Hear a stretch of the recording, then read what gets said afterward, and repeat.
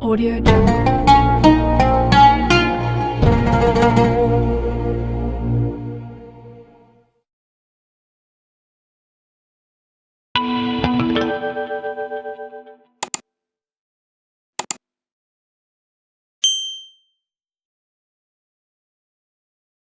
Assalamualaikum ya akhi ya ukhti. Assalamualaikum ya akhi ya ukhti.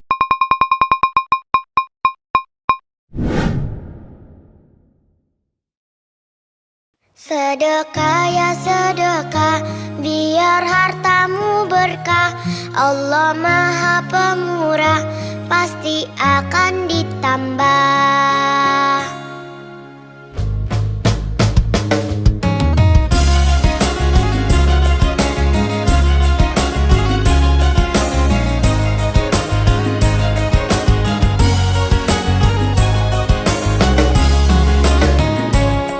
Allah Maha Kaya, Allah Maha segalanya.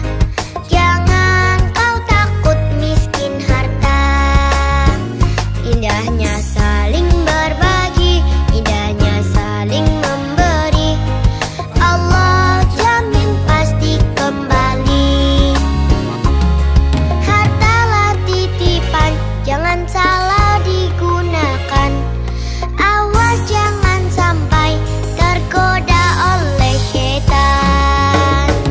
Sedekah yuk sedekah, biar hartamu berkah. Allah Maha Pemurah, pasti akan ditambah. Sedekah yuk sedekah, biar hartamu berkah. Allah Maha Pemurah, pasti akan ditambah.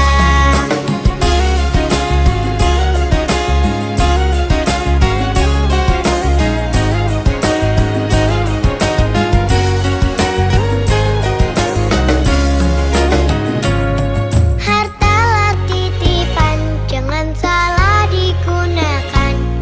Awas jangan sampai tergoda oleh syaitan.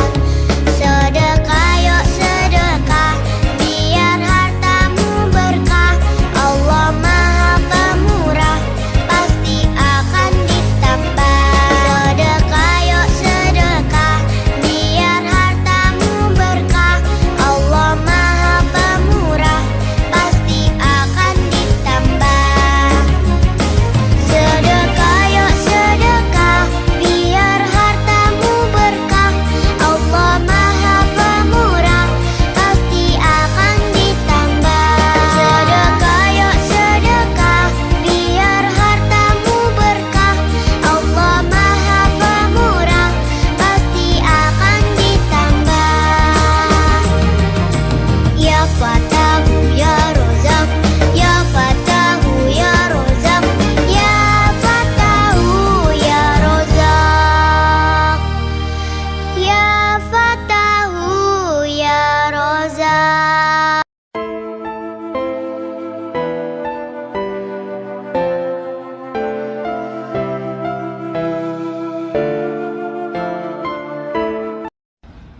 Allahu Akbar, Allahu Akbar. Ashhadu an la ilaha illallah. Ashhadu anna Muhammadan Rasulullah. Hayya 'alas salati, hayya 'alal falah. Qad qamatis salatu, qad قامت الصلاة. الله أكبر الله أكبر. لا إله إلا الله. Ayo sholat, lelaki muslim pasti sholat Jumat. Ayo sholat, lelaki muslim pasti sholat Jumat. Sohibul Hajat, Jumat Berkah, 13 Desember tahun 2024.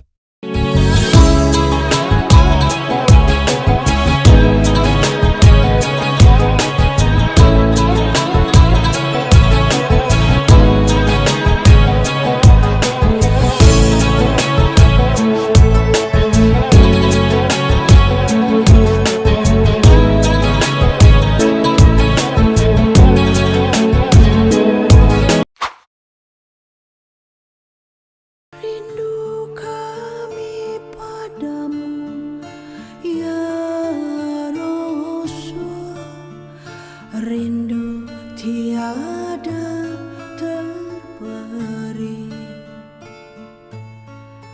Berapa jarak darimu ya Rasul, serasa di kau di sini. Cinta ikhlasmu pada manusia bagai cahaya surga.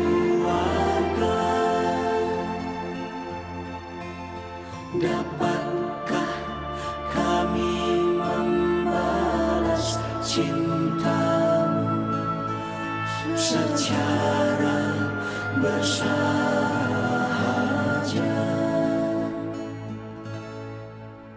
Rindu kami padamu ya Rasul, rindu tiada terberi.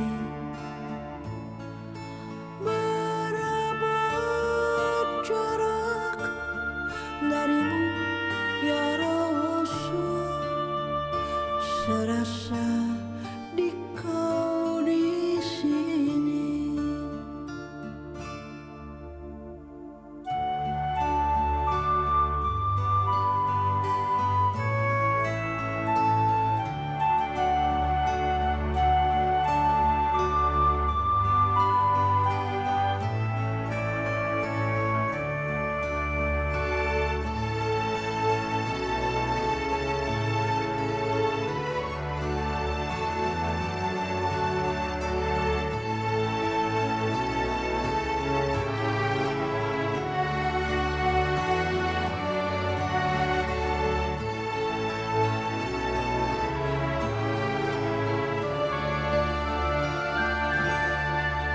Cinta ikhlasmu pada manusia bagai cahaya surga.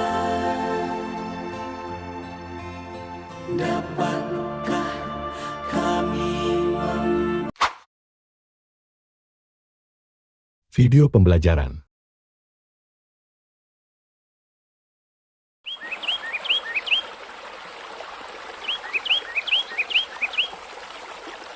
Umur umat Rasulullah Sallallahu Alaihi Wasallam rata-rata berkisar antara 60 hingga 70 tahun.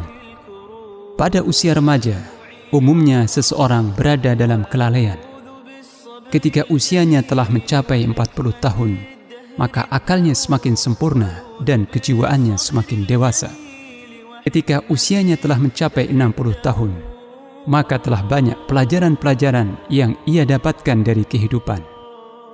Rentang waktu 60 tahun adalah tempo yang cukup bagi seseorang untuk sadar dari kelalaiannya, mengambil pelajaran dari kekeliruannya, dan bersiap bekal untuk menghadap Rabb-Nya. Seseorang yang telah ditangguhkan umurnya hingga 60 tahun, tetapi ia masih tetap bergelimang dalam kemaksiatan dan tidak juga bertaubat dari dosa, maka ia tidak punya alasan atau udzur sedikitpun ketika kelak menghadap Allah Ta'ala dan dihisab di hadapannya. Nabi Sallallahu Alaihi Wasallam bersabda, أعذر الله إلى امرئ أخر أجله حتى بلغ 60 سنة. Allah tidak menerima alasan untuk meninggalkan ketaatan dan mengerjakan kemaksiatan dari seseorang yang telah dipanjangkan umurnya hingga mencapai 60 tahun. Maka sudah selayaknya usia 60 tahun senantiasa diisi dengan taubat dan hal-hal yang bermanfaat untuk masa depan di akhirat. Video pembelajaran.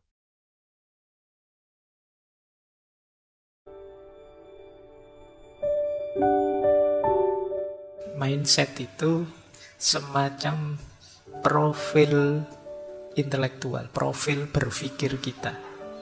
Jadi mindset itu sikap, keyakinan, asumsi yang mendasari cara pandang kita terhadap dunia dan diri kita. Ini namanya mindset. Setiap orang pasti punya mindset sendiri, punya struktur dan cara pandang sendiri. Jadi kalau ada orang bilang, ayolah berpikir yang rasional, ayolah berpikir yang kritis. Sebenarnya sebelum itu ada asumsi-asumsi, ada pola-pola dasar. Yang ini nanti menjadi profil kita dalam memahami dan memutuskan sesuatu. Sama-sama mikirnya, kesimpulannya bisa beda. Kenapa? Mindsetnya berbeda. Jadi jangan dikira orang yang beda dengan kalian itu kalian merasa, saya sudah berpikir kok Pak, berarti mereka yang tidak mikir. Tidak, mereka mungkin saja sama-sama berpikir, hanya saja mindsetnya berbeda. Apa ada manusia yang tidak berpikir? Kita kan sering ngeritik orang yang berbeda dengan kita itu sebagai, oh bodoh banget, ndak mikir. Yo kayak saya ini mikir. Lu mereka juga mikir, cuma mungkin mindsetnya beda, cara pandangnya beda. Mungkin teman-teman ingat dulu kita pernah belajar seorang filosof Yunani namanya Heraklitos. Beliau punya kalimat menarik. Ethos anthropoi daimon. Ethos itu karakter, antropoi manusia. Karakter manusia itu mengikuti daimonnya. Daimon ini semacam mindsetnya. Kemudian beliau mengilustrasikan kalau mindsetnya, sederhananya begitu ya kalimat selanjutnya, kalau mindsetnya seperti lalat, ya sampah akan lebih menarik daripada emas. Jadi kalau cara berpikirmu seperti lalat, ya kamu lihat sampah lebih tergiur daripada lihat emas. Kalau cara berpikirmu di redaksi selanjutnya seperti babi, lumpur akan lebih menarik daripada air bersih. Jadi ini yang disebut mindset.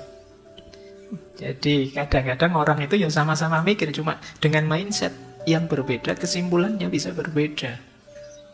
Orang yang tipe lalat tadi kamu kasih sampah seneng, dikasih emas mau. Nah misalnya ada yang tipe anak kecil misalnya, dikasih uang banyak tidak mau. Maunya uang yang gambarnya menarik misalnya. Ini sama kayak kalian waktu besar ini, itu yang disebut mindset. Coba kalian tipe apa sih? Di tipemu itu nanti akan kelihatan caramu memahami hidup, caramu memahami dunia ini. Itu Heraklitos, untuk memudahkan kita memahami apa itu mindset. Coba kalian cek ya, yang paling menarik dalam hidupmu apa? Ketika kalian melihat sesuatu, pertama-tama yang muncul di kepalamu apa? Itu biasanya berhubungan dengan mindset. Coba kalian cek, kalian seneng ngaji filsafat ini, coba apanya? Ramenya, materinya, saya yang membawakan, atau wah ini banyak lawan jenis yang ikut hadir juga, atau itu biasanya berhubungan dengan mindsetmu. Kalau urusan reasoningnya kalian bisa bikin belakangan, tapi mindsetmu yang duluan membunyikan. Kalau tadi fokusmu ke lawan jenis, begitu nyampe sini, wah perempuannya sedikit sekarang, bisa begitu kesimpulanmu. Yang kamu lihat itunya. Atau kalau mindsetmu rame dan tidak rame, begitu ke sini, kok sedikit sekarang, tidak terlalu rame, terus kamu tidak tertarik lagi. Itu mindset. Ya nanti argumen bisa kamu bikin di belakang.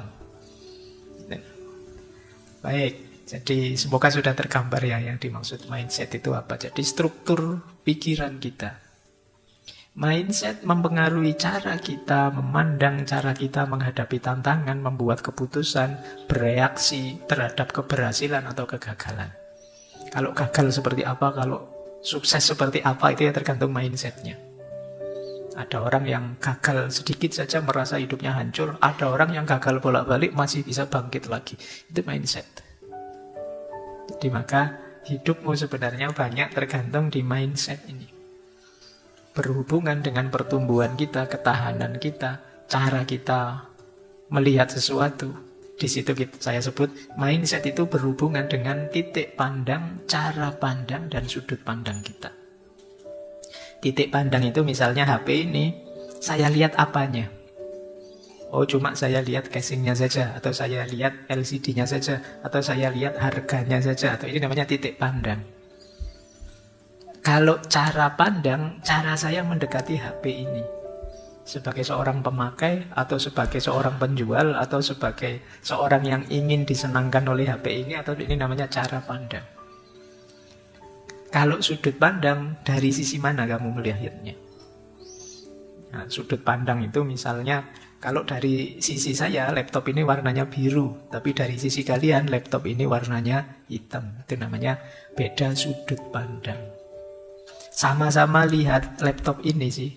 Dari ngaji yang banyak lihat laptopnya. Cuma yang dilihat dari sudut pandang kalian, dia hitam. Dari sudut pandang saya, dia biru.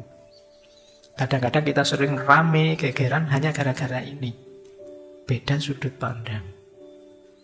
Jadi, saya lihat sendiri warnanya biru, hakul yakin biru. Terus yang sana bilang, loh saya juga lihat sendiri, hakul yakin hitam. Sama-sama hakul yakin melihat sendiri, ngalami sendiri, tapi bisa berbeda. Kenapa? Sudut pandangnya beda. Kadang-kadang diskusi yang rame sampai hampir tawuran itu mungkin beda sudut pandang, beda titik pandang, dan beda cara pandang saja. Jadi mindsetnya ternyata orang beda-beda. Nah itu pentingnya ya, di antara nanti kita mengenali diri kita, coba kita cek kita itu orang yang cara mikirnya seperti apa, cara menanggapi persoalan bagaimana, cara menyikapi kalau saya senang atau saya sedih bagaimana. Ini kita nanti bisa tahu, oh saya orang yang mindsetnya seperti ini. Kan di medsos itu kan bertaburan, kadang-kadang kan orang nuduh orang, kamu dikit-dikit agama, ya mungkin dia mindsetnya beda dengan kita, yang dikit-dikit uang misalnya. Sama-sama dikit-dikit, kalimat dikit-dikit itu menunjukkan ada pola. Jadi ada struktur.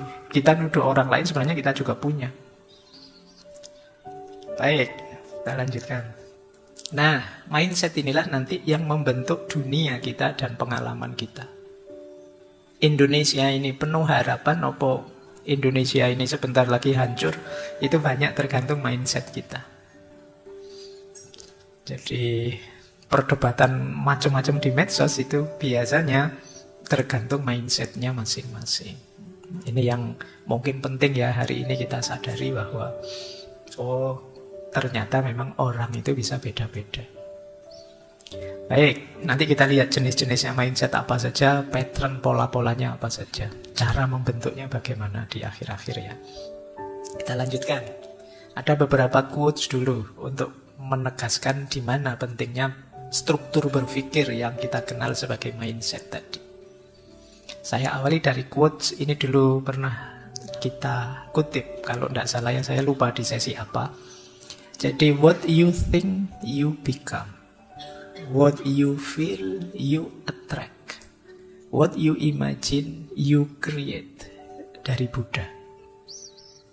Apa yang engkau pikirkan, seperti itulah nanti engkau menjadi. Kalau kalian tiap hari mikirnya uang terus, ke situ kamu akan bergerak dan membentuk dirimu. Kalau tiap hari kamu mikir pacar terus, ya ke situ juga kamu membentuk dirimu. Akhirnya tiap hari dandan, tiap hari pamer, tiap hari selfie, di filter biar dipuji dan lain sebagainya. Karena fokusmu ke situ. What you think you become. Kemudian what you feel you attract. Apa yang kamu rasakan, kamu akan tertarik ke situ. Ini nanti berhubungan minggu depan banyak berhubungan dengan passion. Dan yang ketiga, what you imagine, you create. Apa yang engkau bayangkan, itulah nanti yang mendorongmu berkreativitas. Kalian membayangkan, enak ya kalau ngaji itu duduk sih tapi ada sendenannya, terus muncul ide, gimana kalau kursi yang bisa, akhirnya muncul kursi seperti ini, ada sendenannya, ada ini. Ini kan awalnya imajinasi.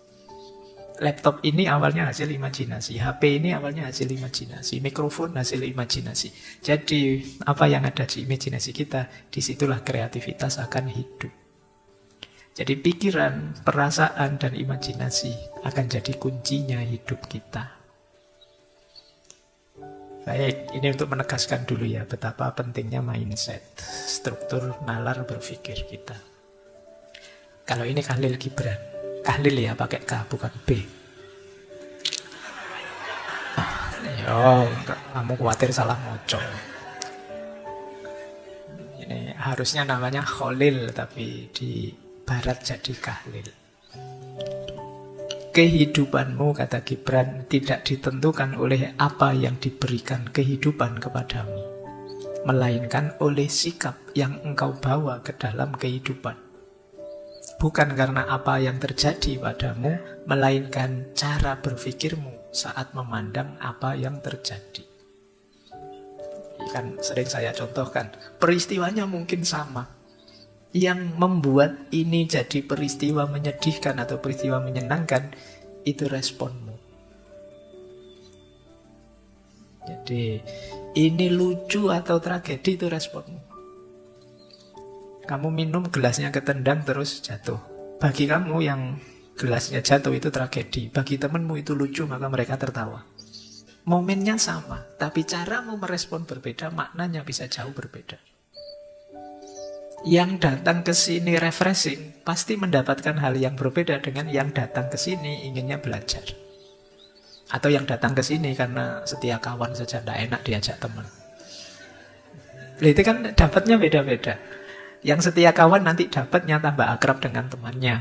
Yang nyari refreshing pulang dari sini seger. Yang niatnya belajar pulang dari sini dapat ilmu. Momennya sama, peristiwanya sama, tapi caramu membaca dan merespon membuat buahnya bisa beda-beda. Jadi hidup ini ternyata tidak semata tentang apa yang terjadi, tapi lebih banyak tentang bagaimana respon kita, tanggapan kita terhadap apa yang terjadi. Kalau kalian anggap ini anugerah, bisa jadi anugerah, tapi bagi yang lain mungkin dianggap bencana, ya beneran jadi bencana. Kuliah itu anugerah apa bencana? Bisa saja kemarin Pak, waktu masuk awal-awal saya anggap anugerah Pak, tapi sekarang kuliah 2-3 minggu berat sekali Pak, jadi terus jadi bencana. Itu manusia. Jadi ternyata tanggapanmu terhadap hidup ini jadi kunci, tidak melulu di peristiwanya. Jauh dari orang tua, positif apa negatif? Itu lagi-lagi tanggapanmu. Bagi yang lain, alhamdulillah Pak, jauh dari orang tua, bebas saya Pak sekarang. Kemarin opo-opo diawasi. Bagi yang lain, wah sedih saya Pak, jauh dari orang tua. Padahal orang tua itu jalan ke surga loh Pak. Kayamu gitu. Jadi ternyata kita itu tergantung mindset kita. Makanya kadang-kadang kalau saya ditanya, Pak gimana Pak untuk mengatasi kesedihan, mengatasi masalah dengan cepat, yuk geser saja mindsetmu. Yang kamu anggap masalah ternyata bisa saja kamu bunyikan anugerah atau tantangan atau kesempatan untuk jadi lebih baik dan lain sebagainya. Makanya ini sebenarnya senjata yang sangat hebat untuk kalian jadi maju, atau bisa juga membuat kalian jadi mundur. Kalau mindsetmu meleset keliru, ya jadi masalah. Hadis qudsi ini mungkin sering kalian dengar. Ana inda dhonni abdi bi falyadhunna bi masya'a. Aku sesuai persangkaan hambaku kepadaku, maka silahkan mereka dengan anggapannya masing-masing sesuai yang diinginkan tentang aku. Ini Allah. Jadi ternyata Allah juga menunjukkan bahwa kita ini punya kuasa untuk menabur anggapan. Kalau di syarah-syarahnya hadis ini, kalau kalian menganggap Allah itu maha pengampun, ya akan diampuni dosa-dosamu. Sebaliknya kalau kalian, enggak, saya wis neraka, saya ini, ya indah dzanni abdi, kamu menganggapnya begitu, ya itu yang terjadi. Wah saya ini sudah rusak Pak, sudah hancur Pak, sudah tidak ada celah lagi saya bisa bahagia. Ya itulah yang terjadi. Kamu sendiri minta begitu. Apa tidak bisa Allah dari kamu sangat bawah jadi sangat tinggi? Bisa, cuma kamu sendiri mintanya begitu. Kamu sendiri merasa Pak saya tidak pantas Pak, terlalu tinggi, saya tidak mungkin Pak bisa sukses. Nah kamu sendiri mindsetnya begitu. Sama seperti lalat tadi. Meskipun Allah ngasih emas yang berharga luar biasa, tetap kamu milih sampah. Kenapa? Mindsetmu. Makanya ya monggo saja kata Allah, manusia punya karakter, oleh Allah dianugerahi keistimewaan bisa milih, mukhayyar. Kalian itu mau sangat patuh bisa, mau ingkar juga bisa. Penuh harapan bisa, putus asa juga bisa. Ya, kamu milih putus asa, ya rasakan sendiri efeknya. Kamu milih penuh semangat, rasakan sendiri efeknya. Ana inda dzonni abdi bi. Kadang-kadang kita yang bikin ruwet hidup kita sendiri. Kita menafsirkan Allah secara sangat susah dan kita kesusahan sendiri. Menurut saya tidak mungkin Pak Allah mengampuni saya itu. Ya itu yang terjadi. Tafsirmu sendiri. Sering dulu ya saya ilustrasikan bagaimana kadang-kadang kita itu minta pada Allah, tapi kita sendiri tidak terlalu yakin doa kita dikabulkan. Ya Allah, ya inda dzonni abdi bi, Allah datang sejauh keyakinanmu. Kalau keyakinanmu hanya setengah, ya Allah datangnya setengah. Ya Allah, semoga nanti saya lulus kuliah ini cum laude. Tapi apa bisa ya saya cum laude? Wong yo aku iki ndak pinter aku itu. Ya kamu sendiri yang mementahkan doamu. Semoga saya nanti kaya raya, punya istri cantik, punya jabatan tinggi, punya mobil banyak, punya rumah banyak. Terus kamu mikir sendiri, tapi aku kuliah UIN, bisa ndak ya kaya raya? Bisa ndak ya dapat karir gitu? Kamu sendiri yang mementahkan doamu. Ya Allah, ana inda dzonni abdi bi. Kalau yakinmu setengah, ya Allah datangnya setengah. Kalau kamu yakinmu tinggal seperempat, ya jadi seperempat. Makanya kadang-kadang ada yang tanya, Pak, para kiai, para ulama itu kalau berdoa kok ampuh ya Pak? Ya karena mereka keyakinannya mungkin 100%. Kadang-kadang doa simpel-simpel saja ya. Zaman dulu bahkan para wali songo itu ya kadang pakai bahasa Jawa, ada harus pakai bahasa Arab. Dan dikabulkan oleh Allah. Kenapa? Kemantapan hatinya. Kita yang lebih sering ragu. Wong kita dibilang, nanti 2045 Indonesia emas. Alah Pak, emas gimana? Wong situasi kita kayak gini, dari mana jalannya jadi emas? Ah ya sudah, kamu sendiri mindsetnya begitu, ya tidak akan nyampe sana sudah. Kalau kamu pesimis, ya tidak akan sampai ke sana. Wong pelakunya kalian kok. Dan kalian tidak percaya diri, ya tidak akan nyampe. Nah, itu yang dimaksud ya. Ana inda dzonni abdi bi. Ternyata ini mindset, cara berpikir kita.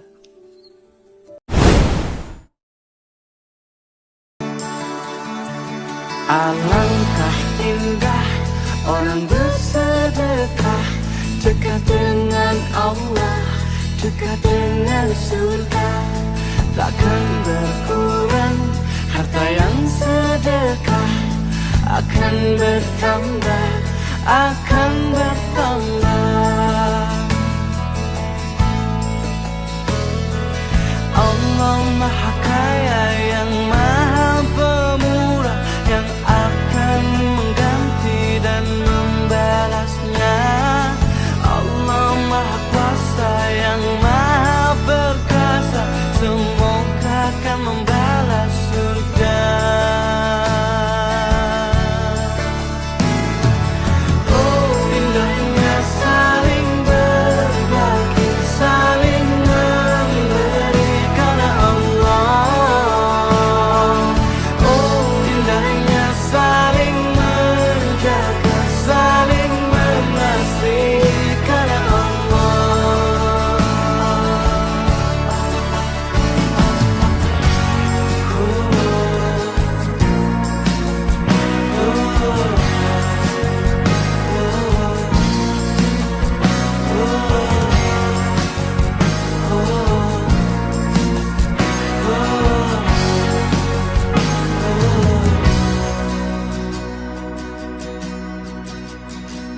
Alangkah indah orang bersedekah, dekat dengan Allah, dekat dengan surga. Takkan berkurang harta yang sedekah, akan bertambah, akan bertambah. Oh indahnya saling berbagi, saling memberi karena Allah. Oh indahnya saling menjaga, saling mengasihi karena Allah.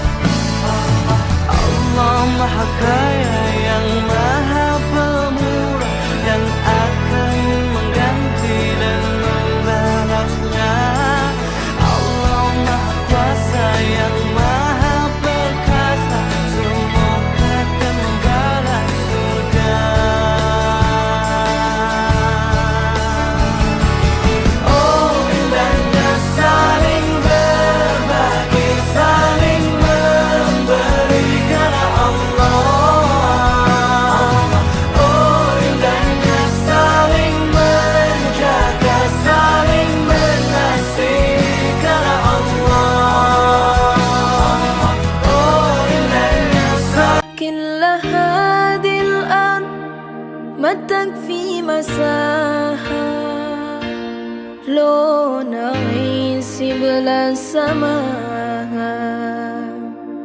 وانت عايزنا بحب لو تديك الأرض نسكن كل هذه الأرض ما تكفي مساها لو نعيش بلا سماء وانت عايزنا بحب لو تديك. Mereka kemudian sadar, mungkin karena wawasannya tambah, ternyata ilmu gaib itu tidak ada gunanya, tidak ada manfaatnya. Mungkin ada daya yang lebih kuat, daya yang lebih kuasa di balik yang kelihatan ini. Dimulailah mode hidup budaya yang namanya budaya religi. Jadi ketika orang bersandar pada kekuatan, kekuasaan di luar diri mereka. Nah, ini teorinya Fraser. Mungkin nanti bisa dilanjutkan ketika manusia semakin cerdas, misteri-misteri alam terbongkar semua, mungkin gaya hidupnya berubah lagi. Coba mulai besok praktekin sedekah jumlah yang belum pernah antum sedekahin. Kalau tidak pernah 100.000, 100.000. Tidak pernah 1 juta, coba 1 juta. Kasih dengan keikhlasan. Demi Allah teman-teman, saya praktekin dalam hidup saya, tidak pernah balasannya kecil. Nggak tahu dari mana datang. Datang luar biasa, bertumpuk-tumpuk. Saya kadang-kadang di akhir pekan tinggal lihat di dalam tas tentengan saya, sudah sekian banyak uang yang terkumpul. Saya jalan teman-teman, setiap ketemu orang kasihin. Loh, makin banyak lagi dari sumber lain. Dan ini teori sederhana, syar'i, tinggal praktek, coba tunjukin. Kalau ini orang miskin lewat, syaitan baru bisikin, kayaknya orang mampu itu. Ah iya nih orang mampu. Baru syaitan bisikin, bukannya dilawan syaitan, oh iya betul gak mampu nih. Berharap syaitan bisikin dia supaya dia gak sedekah. Ruh ibu, ruh saya, ruh emak saya, ruh ayah saya berjumpanya waktu malam kita sedang tidur. Ruh orang mati digenggam Allah, yumsikur ruh. Ruh orang hidup dilepaskan lagi, masuk ke jasad. Makanya waktu bangun, alhamdulillahilladzi ahyana ba'dama amatana wa ilaihi nusyur. Jadi kalau saya jumpa dengan almarhumah mak saya, ruh saya berjumpa sama dia. Berjumpa dengan Habib ulama, ruh saya berjumpa dengan dia. Baik orang hidup maupun orang mati. Kapan yang kita jumpa itu setan? Kalau dia membisikkan sesuatu yang bertentangan dengan syariat agama Allah, itu berarti jin, setan. Coba kau buka bantal lakimu, ada di situ kartu ATM. Padahal dawuhipun Rasulullah Shallallahu Alaihi Wasallam, man lam yaskuril qalil lam yaskuril katsir. Wong kuwi nek ra iso nyukuri barang sing cilik, wong kuwi mang ya ora bakal nyukuri nikmat sing gedhe. Isuk kae kok jek ambekan, ora diampiri Israel, alhamdulillah. Ndang salat duwe rezeki ya sedekah subuh, ora kok mek uang karo cuk ngono. Kisah nyata di Jawa terjadi. Ada seorang saudara kita muslim jual bakso. Seorang penjual bakso ini tinggal di tengah sawah. Kemudian dia setiap hari keluar ngangkat baksonya, lewatin sawah-sawah. Begitu dia lewat di sawah, jatuh. Baksonya semua tumpah, kotor. Lalu dia menggerutu. Kenapa ya Allah? Hari ini lalu saya mau beri makan apa keluarga saya? Subhanallah, pada saat itu juga setelah dia bertobat kepada Allah, ya Allah ampuni saya karena saya tidak tahu tentang hikmah yang tersembunyi, kembalikan urusan sama Allah. Yang terjadi apa? Ada peternak bebek yang datang. Peternak bebek ini teman-teman sekalian, dia butuh bakso bukan yang baru, bukan untuk manusia, bakso yang sudah jatuh rusak, dikasih bebeknya, dibeli semua bakso itu. Selesai nggak urusannya? Sederhana, sederhana. Subhanallah, orang kalau patuh pada Allah mudah sekali. Tolong ya para ayah ya, jangan pernah bawa yang haram ke rumah. Jangan pernah bawa yang haram. Itu dimasak oleh istri, dimakan oleh anak, rusak anak. Rusak, demi Allah rusak. di tengah kesibukan kita, di tengah kerepotan kita, seorang manusia itu harus memiliki waktu di mana dia benar-benar menghadapkan dirinya, menghadapkan batinnya untuk mendekat kepada Allah Subhanahu wa taala. Walaupun hakikate kudune nyedek ning Gusti Allah iki setiap saat. Bang Daniel coba jawab, ada nggak orang yang jatuh miskin gara-gara memberi? Ada. Di Quran itu disebutkan asyaitonu ya'idukumul faqra wa ya'murukum bil fasya. Setan tuh menakut-nakutimu dengan kemiskinan dan menyuruh kamu berbuat kekejian. Keji itu adalah berbuat keji itu pelit. Wallahu ya'idukumul maghfirata fadlam wa fadla. Maghfirata minhu wa fadla. Allah tuh janjikan dua, ampunan dan keutamaan. Ternyata Bang Daniel, yang memberi itu jauh lebih kaya. Yang main judi, curang, merampok, mencuri itu yang jatuh miskin. Sudahlah mentalnya miskin, finansialnya miskin. Jadi kaya itu dua, mental dan finansial. Jadi definisi kaya. Kalau kau belum bisa kaya secara finansial, milikilah kaya mental. Dan ini yang saya pernah bilang, kita beda dengan kapitalis. Kapitalis menabung pangkal kaya, Islam sedekah pangkal kaya. Menabung sama sedekah tidak akan ketemu sampai hari kiamat. Nah, nggak mungkin. Orang kalau nabung maka pasti bakhil, pelit, kan itu. Kalau antum punya anak jangan kasih celengan, ya. Nabung ya nak, nanti biar kakaknya sentuh dia marah. Ya. Kalau pecah dia nangis, bakhil. Jangan kasih uang. Kalau pergi sekolah, kalau ada temanmu miskin, nggak ada makanan belikan ya. Ada musola, kasih ya dari awal. Didik seperti Qais. Paham nggak ini? Hanya orang bakhil yang tidak mau paham. Yang merusak pilkada kita, yang merusak negara kita, provinsi sampai kabupaten kota karena duit sogok. Mahalkan biaya pilkada. Kenapa? Perlu beli perahu, perlu tim sukses, perlu serangan fajar. Jangan ketawa, saya serius ini. Allahu Akbar. Hati-hati Pak, hati-hati. Lebih baik tidak usah jadi pejabat kalau nyogok Pak. Saya bilang sama mahasiswa saya, Dek, kamu tidak usah cita-cita jadi pegawai negeri. Belum tentu diterima, persaingan ketat, berapa juga gajimu. Orang sekarang mau jogok sampai 500 juta mau jadi pegawai negeri. Nah sampai pensiun kau tidak bisa kembalikan itu 500 ribu. Kenapa kau tahu? Saya tahu Pak. Kenapa saya pegawai negeri? Gali lubang tutup lubang. Saya bilang sama sekampungku, gajiku 9 koma. Wih, banyak Ustaz. Artinya tanggal 9 sudah koma. Ini diantar ke situ. Kopinya tolong dibagikan ke jamaah aja gratis. Jangan suruh beli. Ya.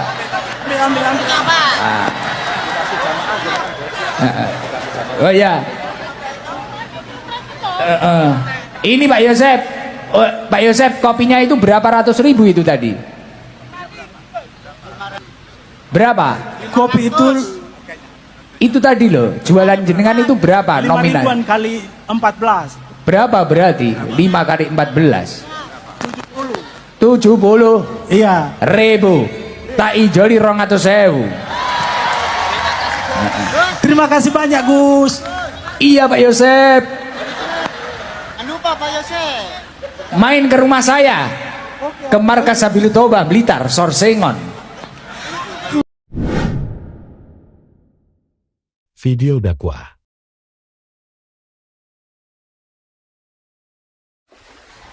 Sampai tak beda, itu jawab baik keliru lah gak apa-apa. Macam apa keliru timbang bener. Pertama ayat sing turun atau surat turun keyakinannya sama no, gak sing umum ya sing umum. Iqra kan. Nah, Iqra al-alaq ya. Pertanyaannya itu begini. Sebelum Nabi niku angsal Iqra, niku rampun sholat. Terus setelah Iqra kan ya ayyuhal mudaththir kum fa'anzir wa rabbaka fakabbir wa thiyabaka fatahhir. Hampir semua ulama ndhawaken klambi kudu suci mergo salat. Nggih, klambi kudu suci mergo nggih napa? Nah, pertanyaannya salat itu rasah tanpa Fatihah. Sehingga gak mungkin meskipun Iqra secara formalitas itu turun pertama, itu gak mungkin secara faktual. Soalnya secara faktual itu Fatihah. Buktinya wis ono salat. Mungkin lagi mikir toh. Ya, mencari mereka ya lagi ngaji. Ada orang pati pinter, seperai orang tahun, ragu goblok meneh. Jadi nafas kok kenapa goblok? Seperai orang tahun ini kok marah-marah. Sementing ben orang sing disalah, napa? Urip butuh ana sing disalamno. Kenapa mondok goblok? Mari jarang untuk kiriman. Lah kok nak kakean kiriman, kenapa goblok? Kakean duit malah goblok. Dadi butuhe urip duwe apa? Alasan. Kenapa goblok? Mari bapakku ngembarno aku. Itu bisa digoblok. Kenapa goblok? Bapakku kurang, mulane ora teku. Dadi urip butuh harus disalahno. Yo. Tapi ngono iku pecundang Mas terangno. Kenapa melarat? Mari negara gak peduli. Lah kenapa melarat? Negara kakean ngekeki dhuwit malah akhire iku gak pekerja Iru wong liya. Tak terangno ya.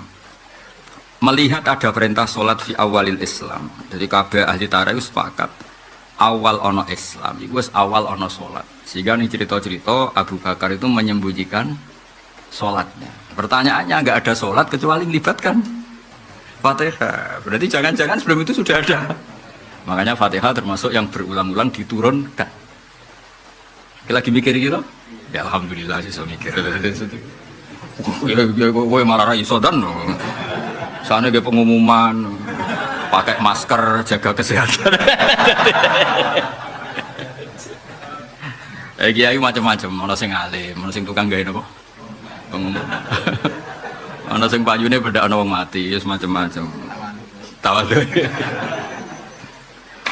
Ini rasa dongakno ya rugi dongakno iki angel. Sing kok untuk dungane Kanjeng Nabi Muhammad sallallahu alaihi wasallam. Jadi wong itu donga terus yo oleh, jarang donga yo oleh. Tapi nek sing jarang donga niati mergo wis didongakno Kanjeng. Dan ulama jenis Sufyan As-Tsauri ku jarang donga. Mulang ya seneng.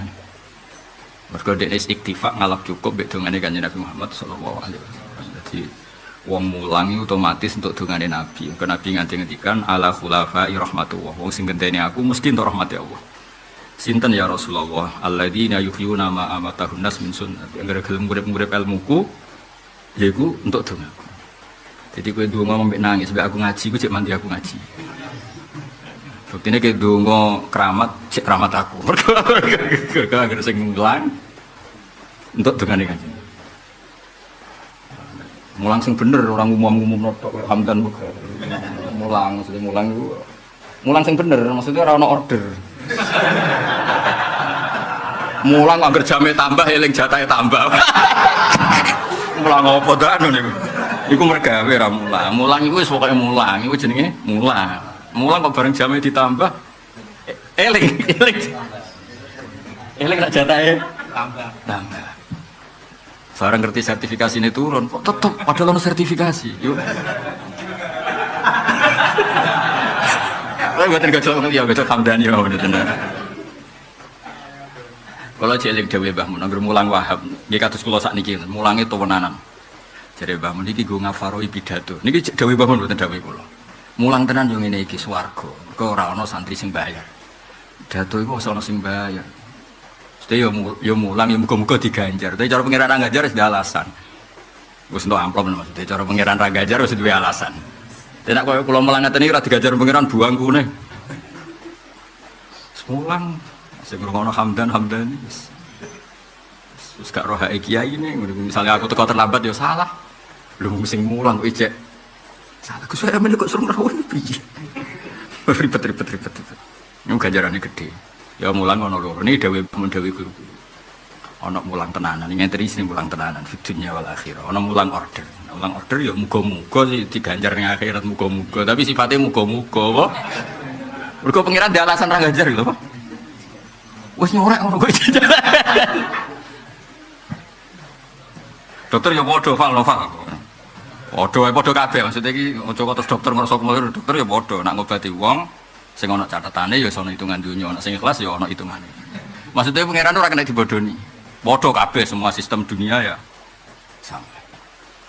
Tapi sing tak opah ya apik daripada omah diamuk bojo. Ikhlas tapi bikin ketidakstabilan. Kowe ikhlas ning omah geger kan mergo entuk apa-apa. Mulane di kanca kiai ning Indramayu kisah nyata. Pak pelatihan kiai iku tau udan-udan guling, sepeda motor tak cekeli wong. Agar amplop ijek selamat. Tak takoki lho kiai kok gak ikhlas. Ikhlas Bapak. Tapi piye carane mulai ra go apa-apa iku? Maksudnya balen nerangno bojone iku. Piye? Ya terangno wae sepeda golek amplop ilang. Tetep salah.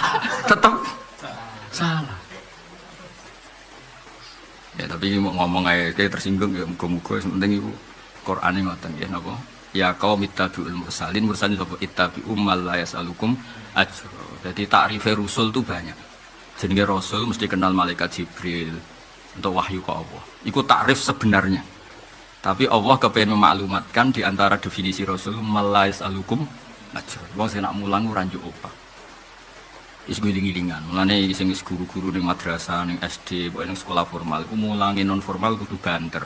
Nggo ngafaroi, nggo ngimbangi, sing tambah jam rasa tambah wah. Wis moga dhewe sing ora. Maksudnya iki ngomong hak tapi ya rada pahit-pahit sithik lah ben ki nak mati disangu lho maksudnya. Wis ngono tok tujuan iki. Lu kulon punya desa binaan teng Sragen teng Mundi. Itu tanpa ngundang. Saya kalau ke Jogja tak ampiri. Tanpa ngundang ya ora janjian, kok angger teko. Ayo ngaji, sudah ngaji. Enggak janjian, enggak ada, enggak tak telepon. Ya kadang sing ngaji wong 100, kadang 100. Tapi kalau janjian yang keramat lah ya kayak sing ngaji meskipun ora janjian. Nah wong ra keramat iku publikasi nganti mati, urip matine urip. Jadi ora keramat. Angel ngangkate kan ngono.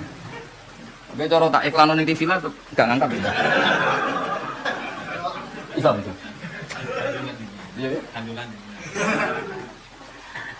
Ya tak kandhani ya dadi mulang sing tok gaji iku ya oleh lan ganjaran akhirat muga-muga ya entuk iso fidunya hasanah.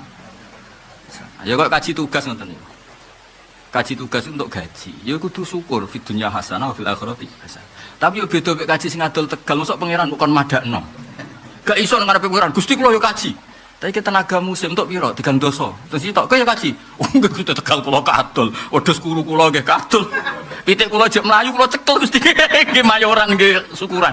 Kira-kira padha gak kaji kadol mek kaji entuk? Gak jawab ya, Cicit. Gak jawab. Ya beda, ora padha kok di padha.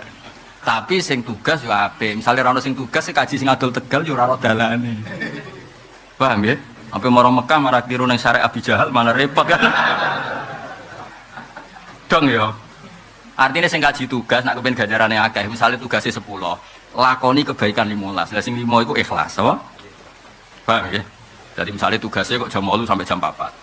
Bengi ra dikongkon lah tugas golek wong kan Indonesia sing ilang, golek mama sing ilang. Sing ayu, ora sing ayu apa. Go ngafaroi sing tugas. Dong ya iki jazah sekaligus. Video dakwah. Saben bojone arep sedekah, istrine ki negur, "Ya, sedekah terus." Terusno. Dadi kuli bangunan be kemaki. Kuli bangunan ki bayarane sepira? Gede-gedene sedina 120 be kemaki arep sedekah nyantuni cah yatim kelingan. Anake 7 dadi wong kabeh engko sing dadi cempek. Saben garwane sedekah istrine kuwi negur ngaten. Bojone jawab, "Mak, bajumu lengkap, gandum wis tak cukupi, ana bumbon dapur ya kabeh wis tak tukukke. Bocah sekolah tak ora gadi. Aku sedekah mergo dudu kemaki, aku sedekah ora ngenteni sugih, tapi kula nderek karo Kanjeng Nabi." Lah awakmu kok ngucape ngono? Memang ngapunten, Pak. Sebelum suami sedekah ke masjid, sebelum sedekah nyantuni cah yatim, suami harus mensedekahi istrinya terlebih dahulu. Di luar bab masalah nafkah, suami yang yasir, non sewu, wong lanang yasir niku wong lanang sugih. Wong lanang sugih memberikan sedekah kepada istrinya, membelikan baju 1 tahun minimal 2 kali. Ning mboten ngeten, niki duit mak rono nggo tuku baju, mboten. Tapi suami sing sugih membelikan baju, beli ke toko utawi ke warung utawi tenggene toko barnenan. Tenggene toko supados milih baju piyambak njur diparingaken kepada istrinya. Bapak ngucap mumpuni lagi bocah tukune klambi yo setahun sepisan lagi bodoh kok. Bojo ditukok-tukokne baju setahun pindho. Sing cilik ya durung ditukokna baju, justru suami ndak ada anjuran membelikan baju untuk anaknya. Tapi sing dianjurkan suami sedekah kepada istrinya membelikan baju bagi wong lanang sugih 1 tahun minimal 2 kali. Berarti perlunya nggih sabar Bu sabar.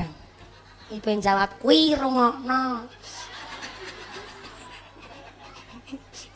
tekan manjenengan aja nyeneni karo wong lanang.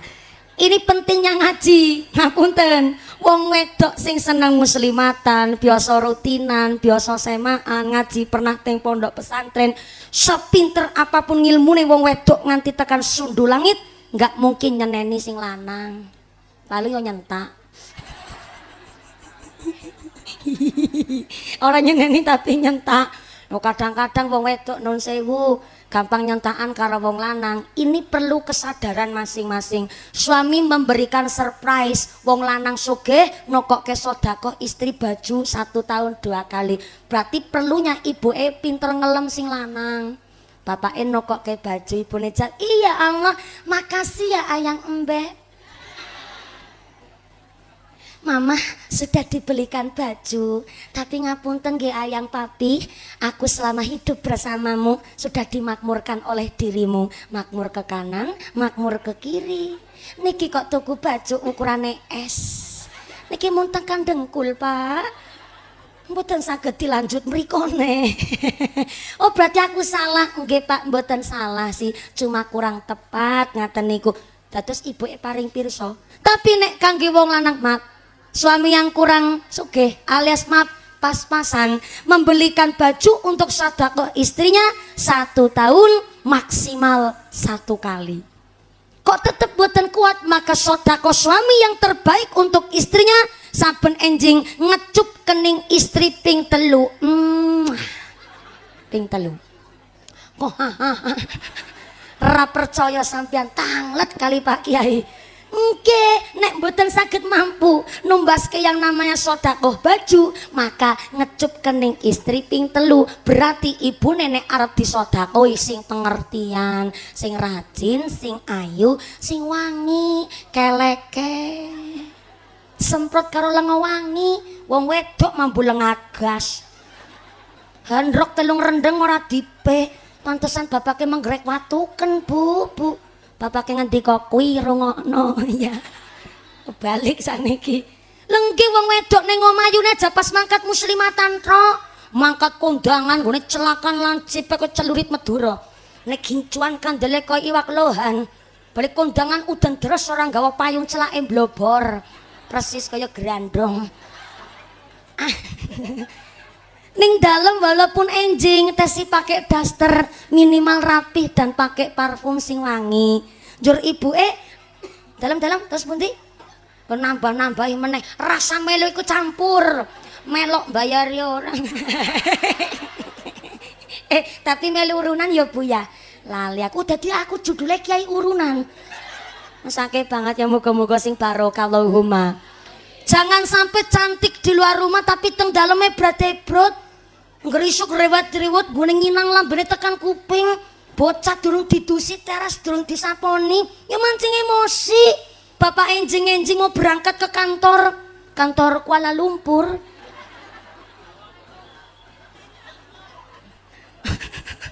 Meriksani ibu rewat-rewat kan bapaknya dadi nesu.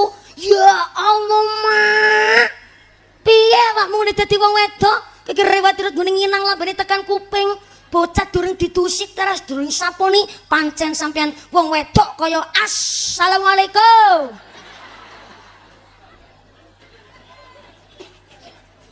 Jadi walaupun di rumah pakai daster yang penting minimal rapih terlebih dahulu nganter bapake tengajeng pintu. Kenapa? Bapake arep ngecup kening ibuke. Lah wis rapi kok bapake dereng ngecup kening ibuke. Ibuke ngelingaken Pak sedekah.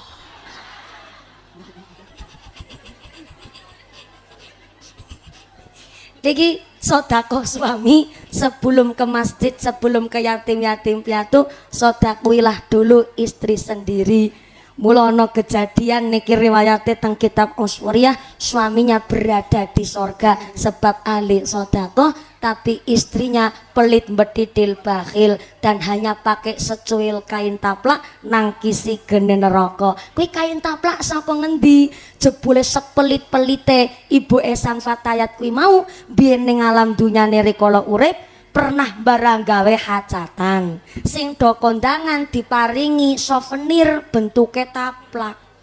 Ikhlase mung sedekah souvenir taplak kuwi mau sing akhire ting Akhirat dhek ning neraka dibuandemi tapi ditangkisi karo taplak kuwi mau pantesan kita plake langka. Lagi disimpen dhisik ben iso nangkis geni neraka dan blas muga-muga Bayu Pandansari ora nyicipi geni neraka iso pikantuk langsung mlebet swarga. Allahumma amin Allahumma shallu ala Nabi Muhammad. Hasbunallah hasbunallah wa ni'mal wakil ni'mal maula wa ni'man nasir.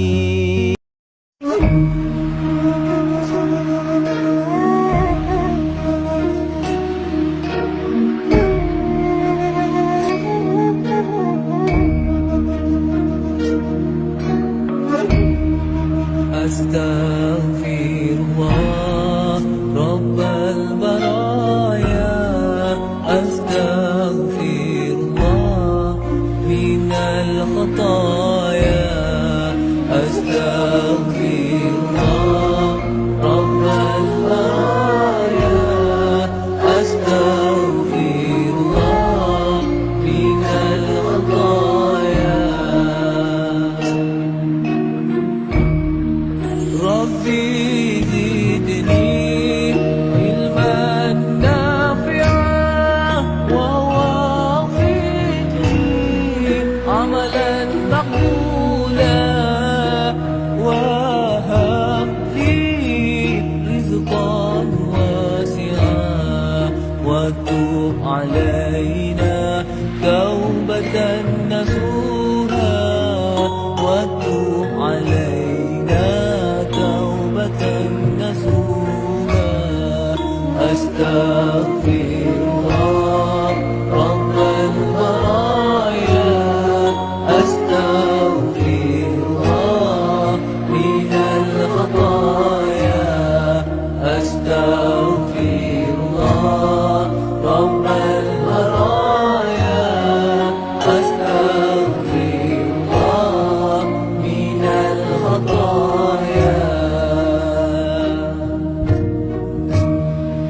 Rabbi zidni ilman nafi'an wa wafiqni amalan maqbulan wa habli rizqan wasi'an wa tub alayhi